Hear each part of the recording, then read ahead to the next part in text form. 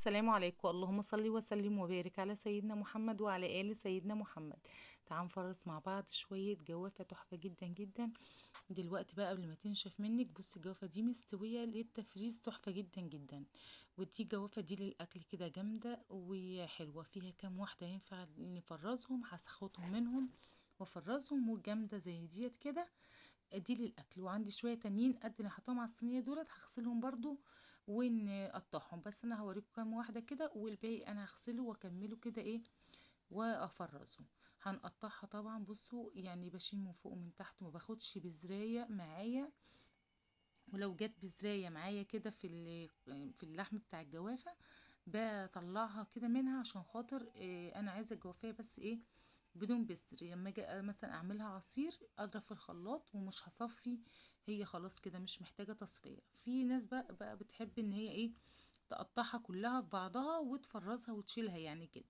فطبعا انا مش بشيلها كده، انا بنضفها زي ما انتم شايفين كده، وبقطعها كده، باخد بس قطع اللحم كده وزي نظام المانجا كده بالظبط. بتاخدي قطع اللحم بتاعتها، والباقي البذري انتي في غنى عنه، يعني عشان خاطر كمان ايه لما تفرزيها ما ياخدش منك مساحة كبيرة. يعني مثلا بدل ما تملي الكيس بالبذر، لا، خلي نص الكيس، وهيبقى اللحم بس تعملي منه العصير دي اللي انت هتستفادي منه.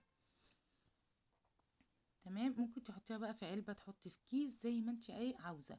يعني التفريز دي حاجة ترجع لك انت. بنضف برضو زي ما قلت لكم كده، وبشيل كده الحتت اللي هي المجرحة دي كده، هي برضو بطلعها من اللحم برضو زي ما انتم شايفين كده، عشان يبقى شكلها إيه كويس. بس عايزه اقول لكم الجوافه بحالها اولها عن اخرها مفيده جدا جدا. حتى يعني في ناس بتقشر الجوافه ما بتتقشرش، يعني الجوافة بتتعمل كده بحالها، هي ما فيهاش طبقة قشر اصلا تتقشر. تمام، واللي هي مستوية زي دي كده بتبقى جميلة في العصير. دلوقتي يعني وقت مناسب جدا تفرزي فيه.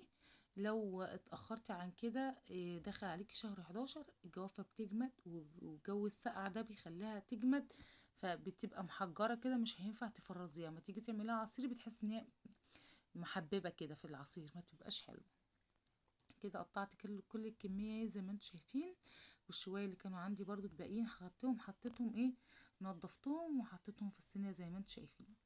هنعبي كده مع بعض الجوافة. بجيب الكيس التلاجة كده العادية، موجودة في كل بيت، وحاجة بسيطة، أبسط حاجة يعني.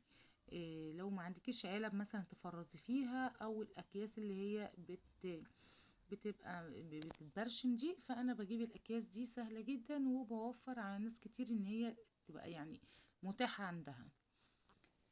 فهنحط كده فيها اللي هنعبي كيس كده معانا، وهوريكم الطريقه اللي انا بشفط بيها الهواء من قلب الكيس عشان خاطر ما يبقاش فيها هواء. لو قعدت مثلا او طلعتيها او كده تسمر الجواف. كده حطيتها، بص بضغط عليها كده، ايدي بتبقى مهويه من فوق من عند رقبة الكيس كده، ومن ايدي التانية بكبشة ايدي كده بتك عليها لحد ما تشفط الهواء بالشكل اللي انتوا شايفينه دوت. واجي ايه ربطها كده ايه كام ربطة اهيت، واجي سحباها كده، بصوا بتك عليها كده اهيت، بصوا مشفوط الهواء كله منها، مفيهاش اي هواء خالص. هتتحس ان الكيس لابت عليها كده يعني، مشفوط على الجوافة. تمام، هنعبي برضو كيس تاني كده مع بعض ونشوف كده اهوت.